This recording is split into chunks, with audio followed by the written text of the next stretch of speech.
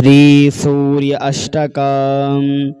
आदिदेव नमस्तुभ्यं प्रसीद मम भास्कर। दिवाकर नमस्तुभ्यं प्रभाकर नमोऽस्तु ते। सप्तास्वरथमारूढं प्रचण्डं कश्यपात्मजं श्वेतपद्मधरं देवं तं सूर्यं प्रणमाम्यहम्। लोहितं रथमारूढं सर्वलोकपितामहं महापापहरं देवं तं सूर्यं प्रणमाम्यहम्। त्रैगुण्यं च महाशूरं ब्रह्मविष्णुमहेश्वरं महापापहरं देवं तं सूर्यं प्रणमाम्यहम्। बृहितं तेजः पुञ्जं च वायुमाकाशमेव च प्रभुं च सर्वलोकानां तं सूर्यं प्रणमाम्यहम्।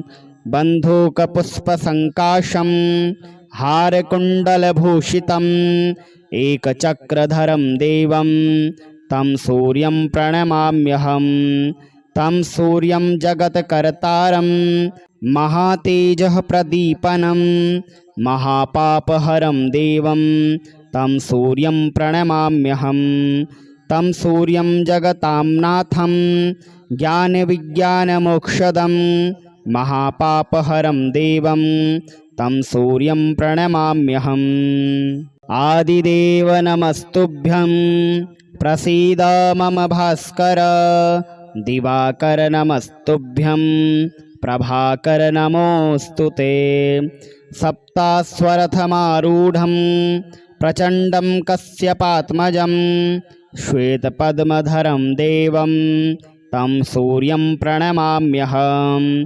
लोहितं रथमारूढं सर्वलोकपितामहं महापापहरं देवं तं सूर्यं प्रणमाम्यहम्। त्रैगुण्यं च महाशूरं ब्रह्मविष्णुमहेश्वरं महापापहरं देवं तं सूर्यं प्रणमाम्यहम्। बृहितं तेजः पुञ्जं च वायुमाकाशमेव च प्रभुं च सर्वलोकानां तं सूर्यं प्रणमाम्यहम्। बन्धूकपुष्पसङ्काशं हारकुण्डलभूषितम् एकचक्रधरं देवं तं सूर्यं प्रणमाम्यहम्। तं सूर्यं जगत्कर्तारं महातेजः प्रदीपनं महापापहरं देवं तं सूर्यं प्रणमाम्यहम्। तं सूर्यं जगतां नाथं ज्ञानविज्ञानमोक्षदं महापापहरं देवं तं सूर्यं प्रणमाम्यहम्। आदिदेव नमस्तुभ्यं प्रसीद मम भास्कर। दिवाकर नमस्तुभ्यं प्रभाकर नमोऽस्तु ते। सप्तास्वरथमारूढं प्रचण्डं कश्यपात्मजं श्वेतपद्मधरं देवं तं सूर्यं प्रणमाम्यहम्। लोहितं रथमारूढं सर्वलोकपितामहं महापापहरं देवं तं सूर्यं प्रणमाम्यहम्। त्रैगुण्यं च महाशूरं ब्रह्मविष्णुमहेश्वरं महापापहरं देवं तं सूर्यं प्रणमाम्यहम्। बृहितं तेजः पुञ्जं च वायुमाकाशमेव च प्रभुं च सर्वलोकानां तं सूर्यं प्रणमाम्यहम्। बन्धूकपुष्पसङ्काशं हारकुण्डलभूषितम् एकचक्रधरं देवं तं सूर्यं प्रणमाम्यहम्। तं सूर्यं जगत्कर्तारं महातेजः प्रदीपनं महापापहरं देवं तं सूर्यं प्रणमाम्यहम्। तं सूर्यं जगतां नाथं ज्ञानविज्ञानमोक्षदं महापापहरं देवं तं सूर्यं प्रणमाम्यहम्। आदिदेव नमस्तुभ्यं प्रसीद मम भास्कर। दिवाकर नमस्तुभ्यं प्रभाकर नमोऽस्तु ते। सप्तास्वरथमारूढं प्रचण्डं कश्यपात्मजं श्वेतपद्मधरं देवं तं सूर्यं प्रणमाम्यहं। लोहितं रथमारूढं सर्वलोकपितामहं महापापहरं देवं तं सूर्यं प्रणमाम्यहं। त्रैगुण्यं च महाशूरं ब्रह्मविष्णुमहेश्वरं महापापहरं देवं तं सूर्यं प्रणमाम्यहं। बृहितं तेजः पुञ्जं च वायुमाकाशमेव च प्रभुं च सर्वलोकानां तं सूर्यं प्रणमाम्यहं। बन्धूकपुष्पसङ्काशं हारकुण्डलभूषितम् एकचक्रधरं देवं तं सूर्यं प्रणमाम्यहं। तं सूर्यं जगत्कर्तारं महातेजः प्रदीपनं महापापहरं देवं तं सूर्यं प्रणमाम्यहं। तं सूर्यं जगतां नाथं ज्ञानविज्ञानमोक्षदं महापापहरं देवं तं सूर्यं प्रणमाम्यहम्। आदिदेव नमस्तुभ्यं प्रसीद मम भास्कर। दिवाकर नमस्तुभ्यं प्रभाकर नमोऽस्तु ते। सप्तास्वरथमारूढं प्रचण्डं कश्यपात्मजं श्वेतपद्मधरं देवं तं सूर्यं प्रणमाम्यहं। लोहितं रथमारूढं सर्वलोकपितामहं महापापहरं देवं तं सूर्यं प्रणमाम्यहं। त्रैगुण्यं च महाशूरं ब्रह्मविष्णुमहेश्वरं महापापहरं देवं तं सूर्यं प्रणमाम्यहं। बृहितं तेजः पुञ्जं च वायुमाकाशमेव च प्रभुं च सर्वलोकानां तं सूर्यं प्रणमाम्यहं। बन्धूकपुष्पसङ्काशं हारकुण्डलभूषितम् एकचक्रधरं देवं तं सूर्यं प्रणमाम्यहं। तं सूर्यं जगत्कर्तारं महातेजः प्रदीपनं महापापहरं देवं तं सूर्यं प्रणमाम्यहं। तं सूर्यं जगतां नाथं ज्ञानविज्ञानमोक्षदं महापापहरं देवं तं सूर्यं प्रणमाम्यहम्। आदिदेव नमस्तुभ्यं प्रसीद मम भास्कर। दिवाकर नमस्तुभ्यं प्रभाकर नमोऽस्तु ते। सप्तास्वरथमारूढं प्रचण्डं कश्यपात्मजं श्वेतपद्मधरं देवं तं सूर्यं प्रणमाम्यहं। लोहितं रथमारूढं सर्वलोकपितामहं महापापहरं देवं तं सूर्यं प्रणमाम्यहं। त्रैगुण्यं च महाशूरं ब्रह्मविष्णुमहेश्वरं महापापहरं देवं तं सूर्यं प्रणमाम्यहं। बृहितं तेजः पुञ्जं च वायुमाकाशमेव च प्रभुं च सर्वलोकानां तं सूर्यं प्रणमाम्यहं। बन्धूकपुष्पसङ्काशं हारकुण्डलभूषितम् एकचक्रधरं देवं तं सूर्यं प्रणमाम्यहं। तं सूर्यं जगत्कर्तारं महातेजः प्रदीपनं महापापहरं देवं तं सूर्यं प्रणमाम्यहं। तं सूर्यं जगतां नाथं ज्ञानविज्ञानमोक्षदं महापापहरं देवं तं सूर्यं प्रणमाम्यहम्। आदिदेव नमस्तुभ्यं प्रसीद मम भास्कर। दिवाकर नमस्तुभ्यं प्रभाकर नमोऽस्तु ते। सप्तास्वरथमारूढं प्रचण्डं कश्यपात्मजं श्वेतपद्मधरं देवं तं सूर्यं प्रणमाम्यहं। लोहितं रथमारूढं सर्वलोकपितामहं महापापहरं देवं तं सूर्यं प्रणमाम्यहं त्रैगुण्यं च महाशूरं ब्रह्मविष्णुमहेश्वरं महापापहरं देवं तं सूर्यं प्रणमाम्यहं बृहितं तेजः पुञ्जं च वायुमाकाशमेव च प्रभुं च सर्वलोकानां तं सूर्यं प्रणमाम्यहं बन्धूकपुष्पसङ्काशं हारकुण्डलभूषितम् एकचक्रधरं देवं तं सूर्यं प्रणमाम्यहं तं सूर्यं जगत्कर्तारं महातेजः प्रदीपनं महापापहरं देवं तं सूर्यं प्रणमाम्यहं तं सूर्यं जगतां नाथं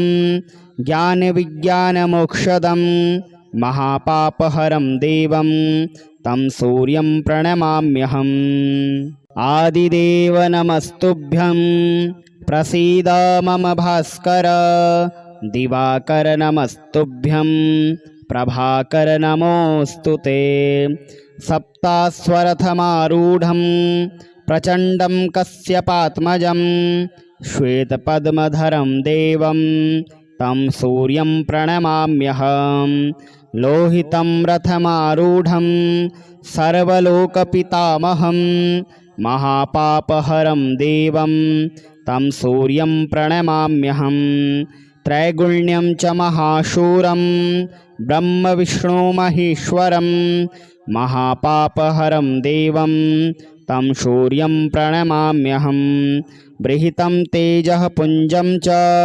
वायुमाकाशमेव च प्रभुं च सर्वलोकानां तं सूर्यं प्रणमाम्यहं बन्धूकपुष्पसङ्काशं हारकुण्डलभूषितम् एकचक्रधरं देवं तं सूर्यं प्रणमाम्यहं तं सूर्यं जगत्कर्तारं महातेजः प्रदीपनं महापापहरं देवं तं सूर्यं प्रणमाम्यहं तं सूर्यं जगतां नाथं ज्ञानविज्ञानमोक्षदं महापापहरं देवं तं सूर्यं प्रणमाम्यहम् आदिदेव नमस्तुभ्यं प्रसीद मम भास्कर दिवाकर नमस्तुभ्यं प्रभाकर नमोऽस्तु ते सप्तास्वरथमारूढं प्रचण्डं कश्यपात्मजं श्वेतपद्मधरं देवं तं सूर्यं प्रणमाम्यहं लोहितं रथमारूढं सर्वलोकपितामहं महापापहरं देवं तं सूर्यं प्रणमाम्यहं त्रैगुण्यं च महाशूरं ब्रह्मविष्णुमहेश्वरं महापापहरं देवं तं सूर्यं प्रणमाम्यहं बृहितं तेजः पुञ्जं च वायुमाकाशमेव च प्रभुं च सर्वलोकानां तं सूर्यं प्रणमाम्यहं बन्धूकपुष्पसङ्काशं हारकुण्डलभूषितम् एकचक्रधरं देवं तं सूर्यं प्रणमाम्यहं तं सूर्यं जगत्कर्तारं महातेजः प्रदीपनं महापापहरं देवं तं सूर्यं प्रणमाम्यहं तं सूर्यं जगतां नाथं ज्ञानविज्ञानमोक्षदं महापापहरं देवं तं सूर्यं प्रणमाम्यहम् आदिदेव नमस्तुभ्यं प्रसीद मम भास्कर दिवाकर नमस्तुभ्यं प्रभाकर नमोऽस्तु ते सप्तास्वरथमारूढं प्रचण्डं कश्यपात्मजं श्वेतपद्मधरं देवं तं सूर्यं प्रणमाम्यहं लोहितं रथमारूढं सर्वलोकपितामहं महापापहरं देवं तं सूर्यं प्रणमाम्यहं त्रैगुण्यं च महाशूरं ब्रह्मविष्णुमहेश्वरं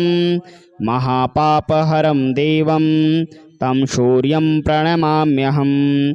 बृहितं तेजः पुञ्जं च वायुमाकाशमेव च प्रभुं च सर्वलोकानां तं सूर्यं प्रणमाम्यहं। बन्धूकपुष्पसङ्काशं हारकुण्डलभूषितम् एकचक्रधरं देवं तं सूर्यं प्रणमाम्यहं। तं सूर्यं जगत्कर्तारं महातेजः प्रदीपनं महापापहरं देवं तं सूर्यं प्रणमाम्यहं। तं सूर्यं जगतां नाथं ज्ञानविज्ञानमोक्षदं महापापहरं देवं तं सूर्यं प्रणमाम्यहम्। आदिदेव नमस्तुभ्यं प्रसीद मम भास्कर। दिवाकर नमस्तुभ्यं प्रभाकर नमोऽस्तु ते। सप्तास्वरथमारूढं प्रचण्डं कश्यपात्मजं श्वेतपद्मधरं देवं तं सूर्यं प्रणमाम्यहं। लोहितं रथमारूढं सर्वलोकपितामहं महापापहरं देवं तं सूर्यं प्रणमाम्यहं। त्रैगुण्यं च महाशूरं ब्रह्मविष्णुमहेश्वरं महापापहरं देवं तं सूर्यं प्रणमाम्यहं। बृहितं तेजः पुञ्जं च वायुमाकाशमेव च प्रभुं च सर्वलोकानां तं सूर्यं प्रणमाम्यहं। बन्धूकपुष्पसङ्काशं हारकुण्डलभूषितम् एकचक्रधरं देवं तं सूर्यं प्रणमाम्यहं। तं सूर्यं जगत्कर्तारं महातेजः प्रदीपनं महापापहरं देवं तं सूर्यं प्रणमाम्यहं। तं सूर्यं जगतां नाथं ज्ञानविज्ञानमोक्षदं महापापहरं देवं तं सूर्यं प्रणमाम्यहम्। आदिदेव नमस्तुभ्यं प्रसीद मम भास्कर। दिवाकर नमस्तुभ्यं प्रभाकर नमोऽस्तु ते। सप्तास्वरथमारूढं प्रचण्डं कश्यपात्मजं श्वेतपद्मधरं देवं तं सूर्यं प्रणमाम्यहं। लोहितं रथमारूढं सर्वलोकपितामहं महापापहरं देवं तं सूर्यं प्रणमाम्यहं। त्रैगुण्यं च महाशूरं ब्रह्मविष्णुमहेश्वरं महापापहरं देवं तं सूर्यं प्रणमाम्यहं। बृहितं तेजः पुञ्जं च वायुमाकाशमेव च प्रभुं च सर्वलोकानां तं सूर्यं प्रणमाम्यहं। बन्धूकपुष्पसङ्काशं हारकुण्डलभूषितम् एकचक्रधरं देवं तं सूर्यं प्रणमाम्यहं।